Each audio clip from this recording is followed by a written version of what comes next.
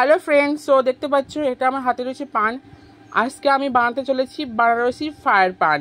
ওকে, first time লাগিয়েছি চুন। চুন লাগানোর পরে এখন আমরা লাগাতে চলেছি সুপারি। তারপরে দিয়ে দিয়েছি আমরা কয়েকটি সুপারি সামান্য পরিমাণে, যা যে যতটুকু খেতে পারবে।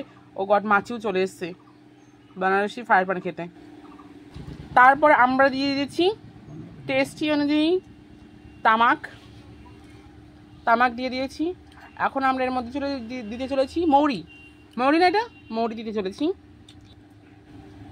তারপর আমরা দিয়েছি মৌরি সামান্য পরিমাণে। এরপর আমরা দিতে চলেছি সেই famous and hot and sexy Banarasi fire pan বানানোর জন্য। আমি যে বানারসি ফায়ার প্যান বানাতে চলেছি, চারিপাশে এত চিৎকার চেঁচামেচি, তার জন্য আমি বানারসি ফায়ার প্যান বানাতে পারছি না।